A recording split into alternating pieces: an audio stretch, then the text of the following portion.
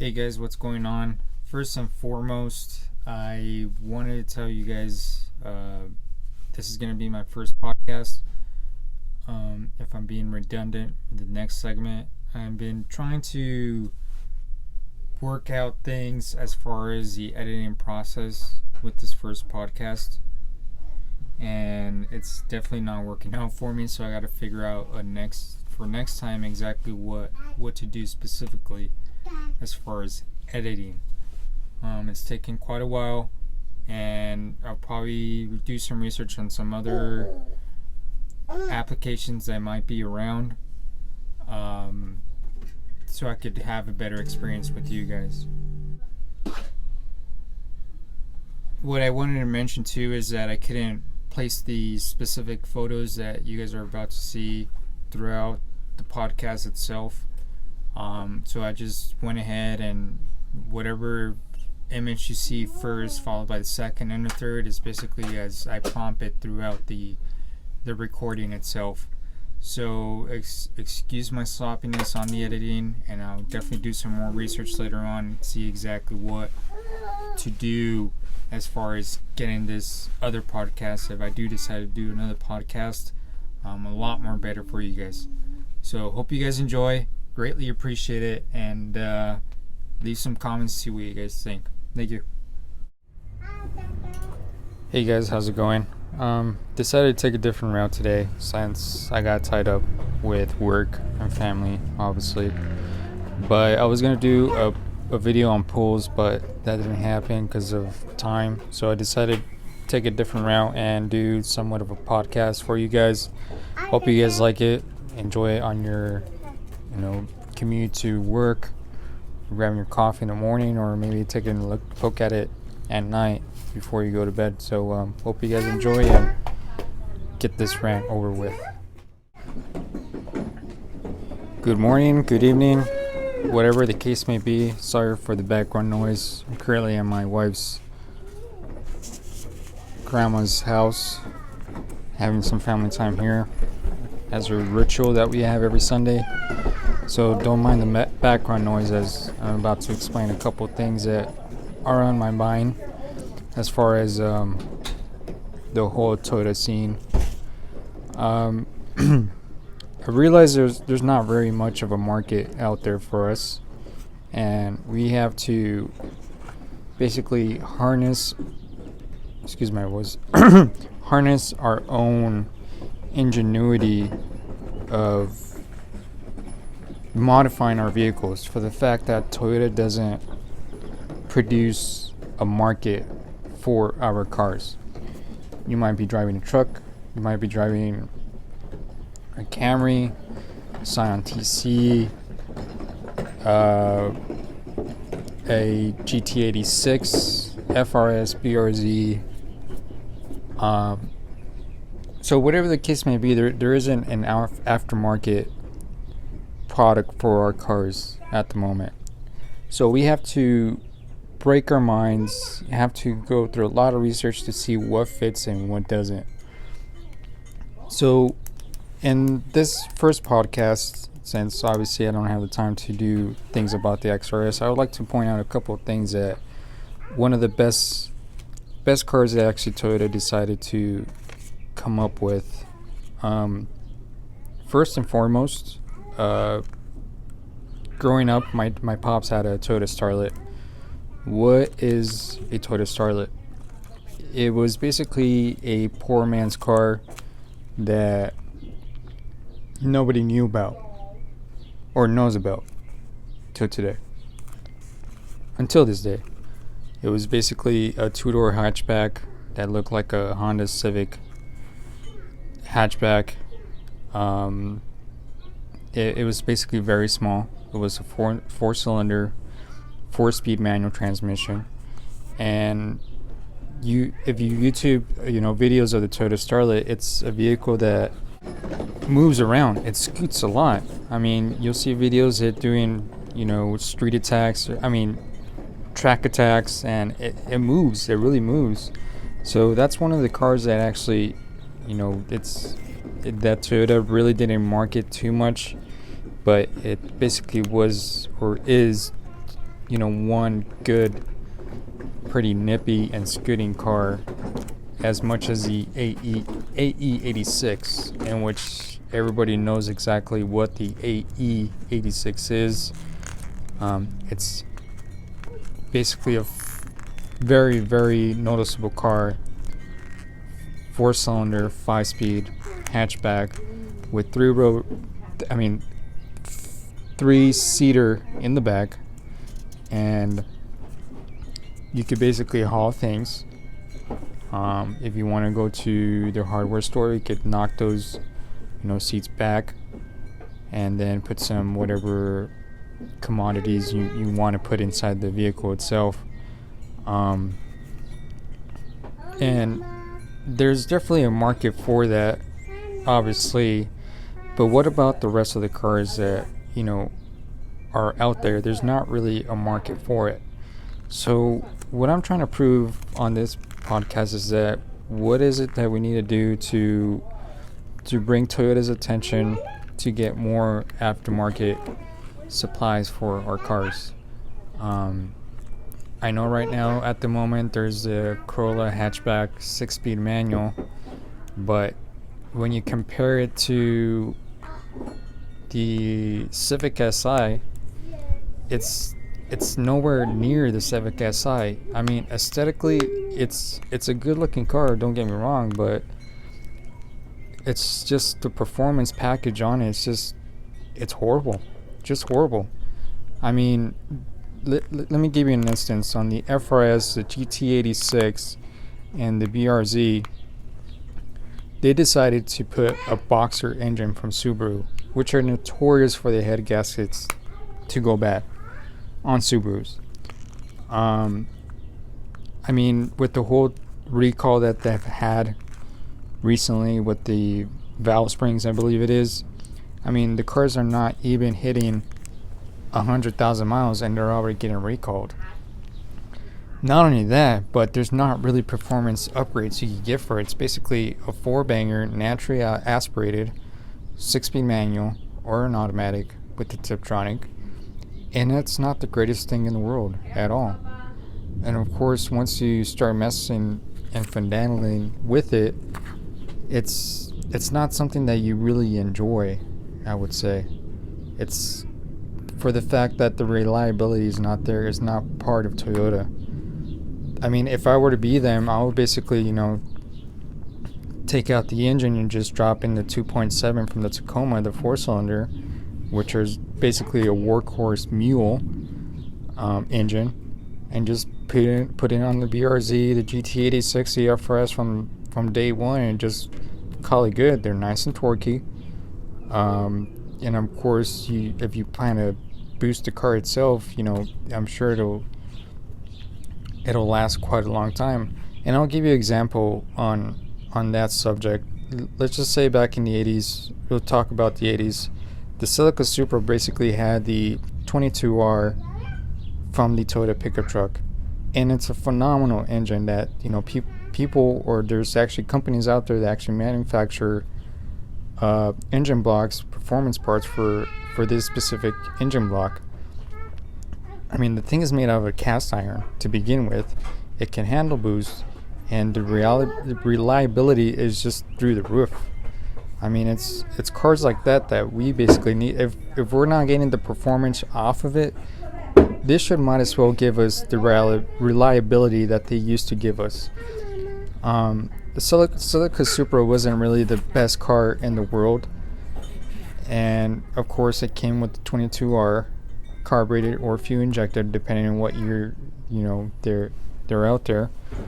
But they're great cars. I mean, of course they didn't handle well. They're a little bit overweight, I would say.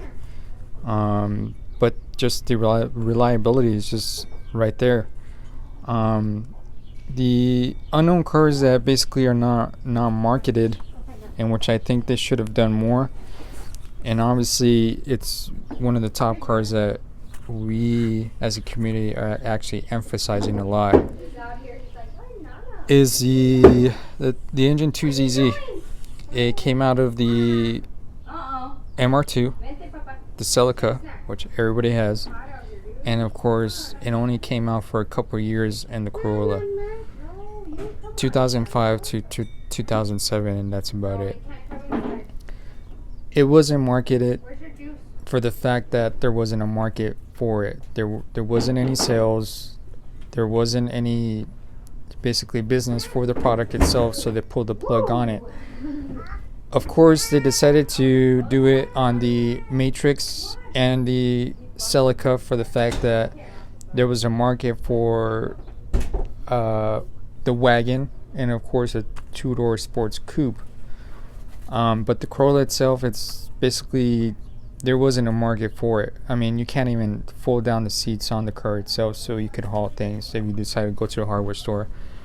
So people were confused. People who didn't know about Toyotas were basically confused of what to do with this car. A Corolla with the 6-speed manual, and of course had a pep to it, but it looked exactly like the Type S, and people got confused whether it was a sports car or a reliability car that people would actually take upon and use it from day to day.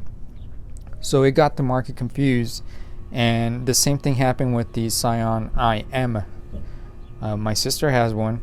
It was only produced for a couple of years, and they pulled the plug for the fact that it was the same thing.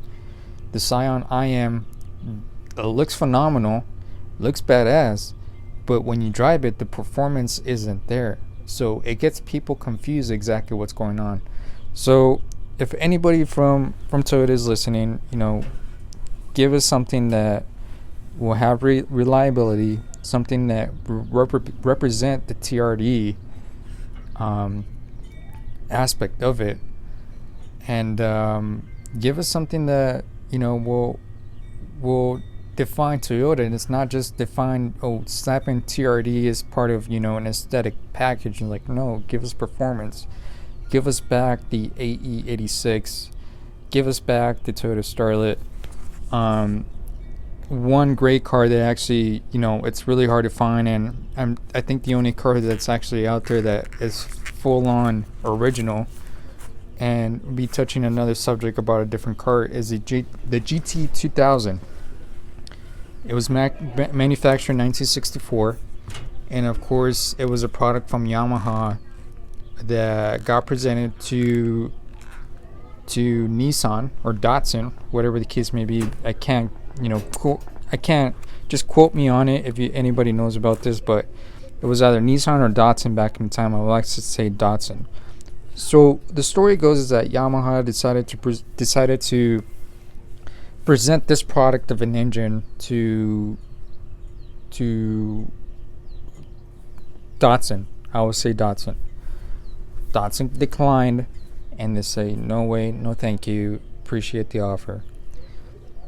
But Yamaha knocked on Toyota's door and said, hey, I got this business proposition, I got this engine. It's a 2.0 engine, and of course you get the other option of get a 2.3 liter engine, inline 4, double overhead cam, carbureted, and we'll put it in a lightweight body, which soon came. They accepted the offer, and it soon came to be the GT 2000. If you guys look at this car, it looks freaking amazing. I mean, just look at the lines. I mean, if I'll post a picture, better yet, I'll post a picture on the main subjects we're touching right now, which is one of them, the GT 2000. Take a look at this picture right here, and just look at the lines on the car, from back to the front to the sides, top and bottom. It looks amazing, and I could only imagine how they drive too. I think the only car that's intact, all original, is located somewhere in England. I read an article a couple years ago of one being found, because they're really super rare to be found, and they only made a limited of them, so I could only imagine how much they cost. So that being said, those are, I'm just touching, like, these are very few cars that Toyota actually decided to make and actually make performance off of them, I would say. Of course, there's some off-road vehicles, but off-road is not really the type of my subject. There's also the FJ Cruisers, the Tacomas, the just Toyota pickup trucks in general. Those are phenomenal cars. Those are, I would like to say, those are cars that should be branded as TRD, and not just, what Toyota is trying to do now is actually market TRD on just badging itself. It's like, no, dude, come on. Like, give us something that'll compete with the Civic Si. Give us something that will compete with the Ford Focus ST or RS. Give us something that will compete with the Volkswagen Golf R or GTI. The list will go on and on. Sure enough, there's Lexus brands out there. They're not Toyota brand. They're not TRD brand. That there's the LSF or LSA. I can't think right now, but Lexus has quite a couple cars. Don't get me wrong, they're beautiful lines, and of course, the LFA was designed. The engine was designed by Yamaha, the Lexus LFA. I'll post a picture of that. That's a beautiful car, but the only downside about that is that the car is well over $100,000 just to buy one. And the same thing goes with the one car that has as part of the IS 250 or 350 brand. I think it's called the IFA. I'll post a picture exactly what I'm talking about right now. And those are beautiful cars too. They're V8s by Toyota, of course. And the only downside about that is that they're expensive. And of course, if you want to buy one affordably, you got to wait a few years for the market to go down on them. The other cars will be the FTX16, which has the 4AGE engine also. Let's see what else. The notorious Supra, badass car. One of my dream cars. Probably not really a dream car of mine. Do I like it? Yes. Do I love it? No. Would I have it in my garage if I had the money? Yes. If it's something I would die for and actually, break a sweat, shed some blood for it, put in some overtime hours on it, I really wouldn't do that. I have other cars in mind, but don't get me wrong, it's a badass car. The X-Runner Tacoma, that's a badass truck. College years from 2008 to 2010, did a couple years of college. Have an uncle who has a X-Runner.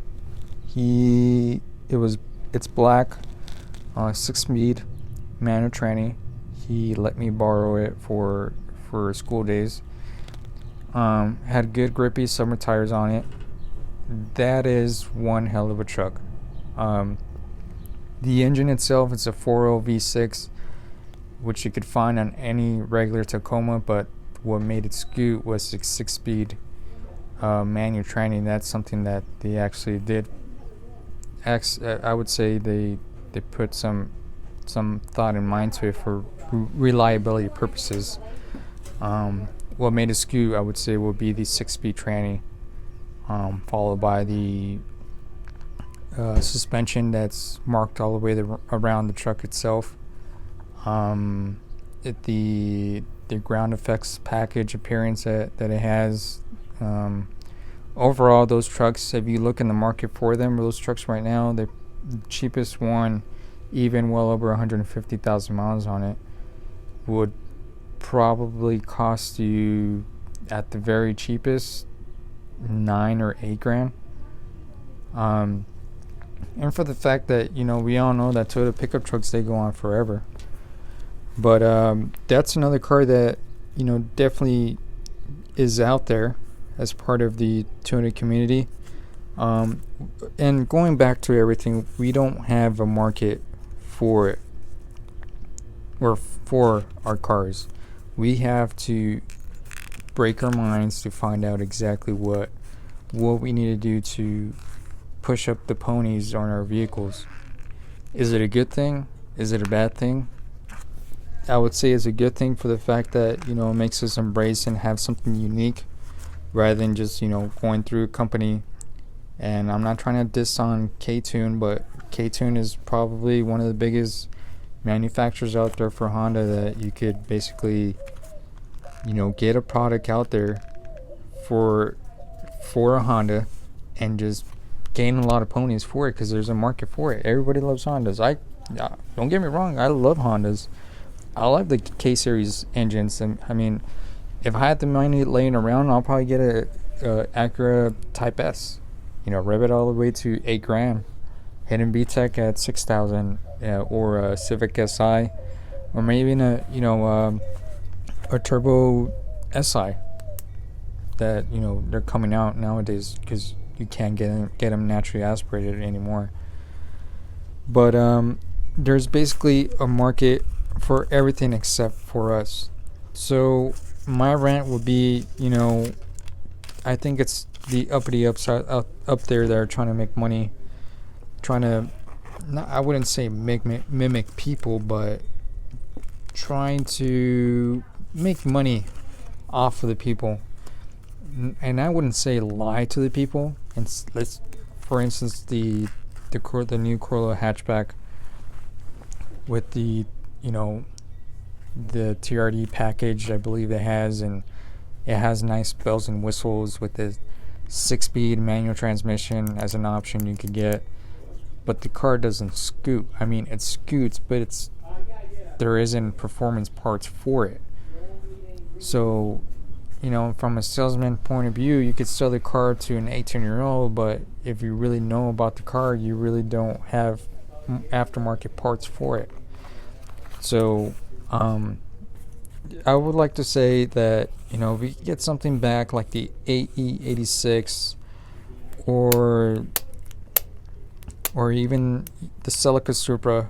I mean, I wouldn't say the Starlet. The Starlet was a badass car, but it's something more like the Corolla would be also. It's something that you gotta have a heart for it, and to make it, stand out.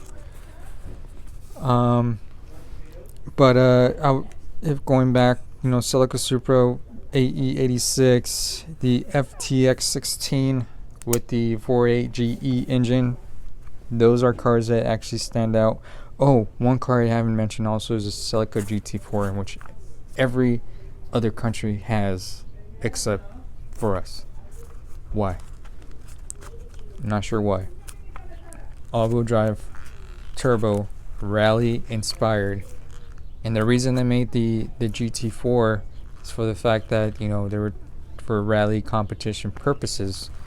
They had to manufacture a car in order for it to compete, and in the rally sport, what it is, because you have to make certain amount of cars to compete in the rally sport. So they made the GT4, GT4 turbocharged all-wheel drive Celica, and that's a badass car in which you can now import this year to the States, but it's a 20-year-old car that might have a lot of miles for it, and of course you got to pay a lot of fines and fees and the price of the vehicle just to get it shipped here in the US.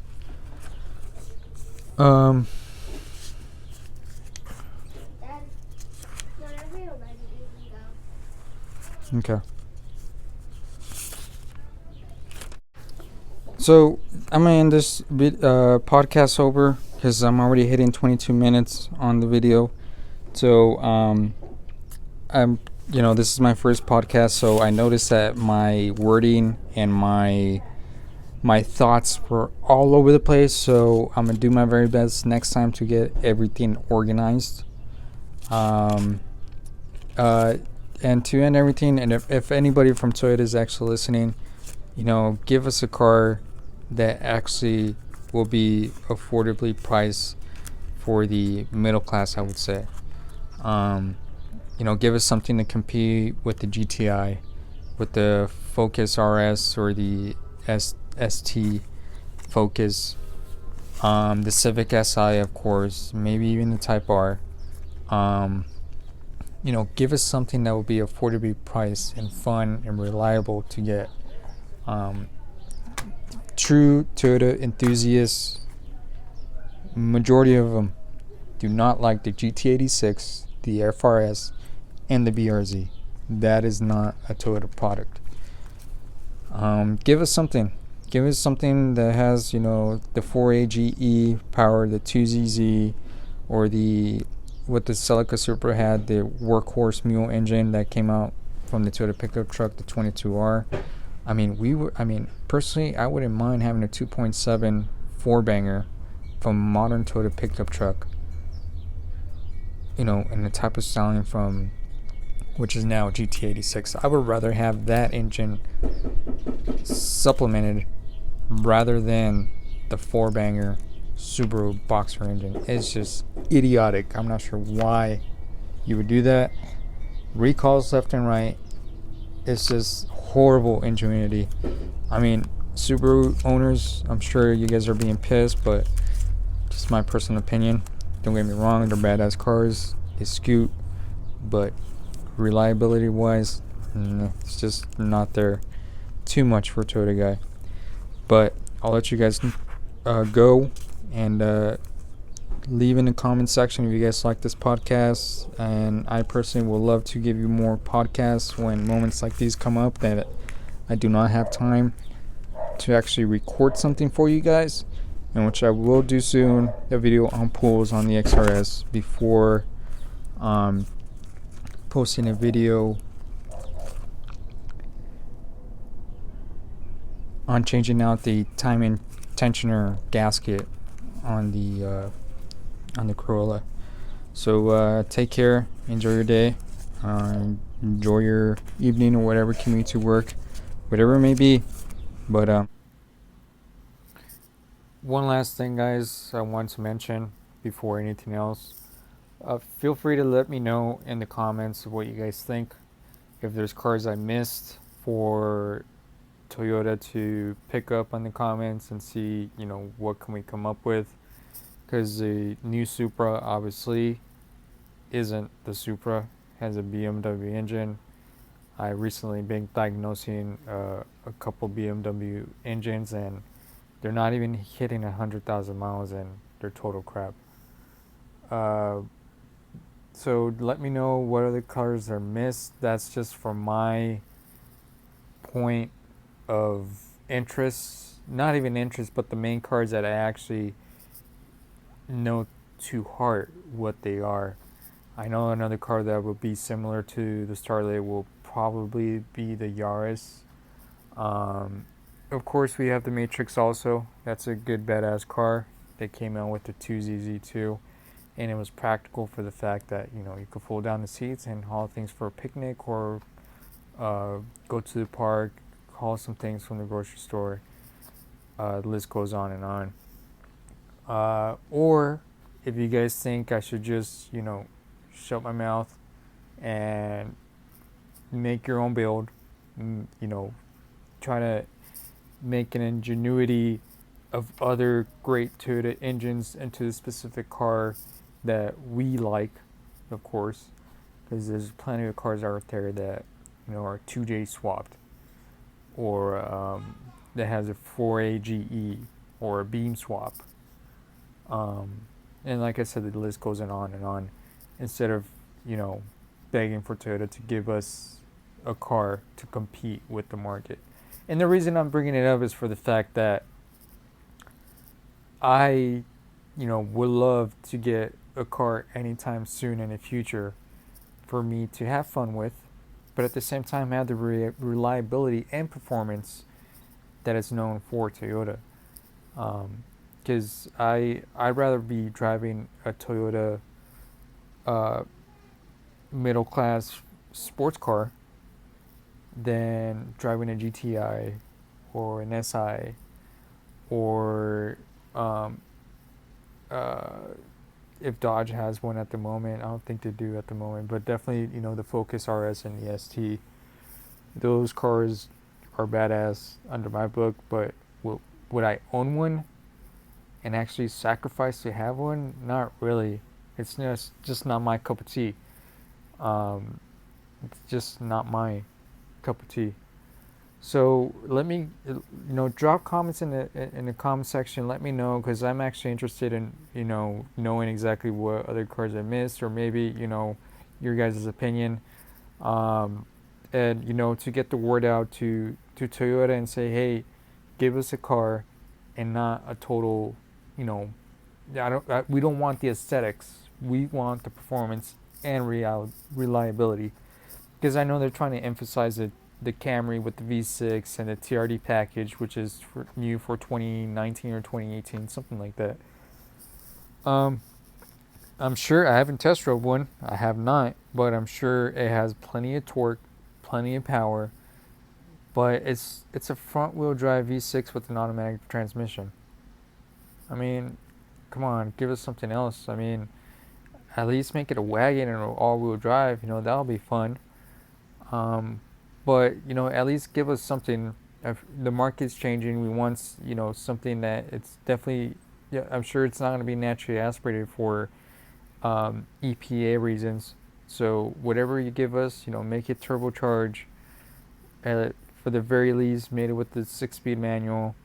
Um, I know like I said, the market's moving, so probably should be a clutch automatic transmission. There's a term for it that I cannot think of at the moment, but those transmissions, automatic transmissions with the clutches engaged. Um, or no CVTs. The whole CVT thing just isn't gonna cut it. We want something that will compete. A middle class sports car. So drop the comments, not for my sake, but for the community. See what you guys think, and it's a good subject to touch on because we definitely need. There's a market for it, and very few people like Toyotas, and the ones that do actually are very knowledgeable and actually go out their way to do the research. I can name a couple people in the community that actually have their heart to have the research and taking their time from their daily lives and their daily routines and their sacrifices that have to deal with family, and not only that, but they make the sacrifice also to do the research to have that performance, which is our passion.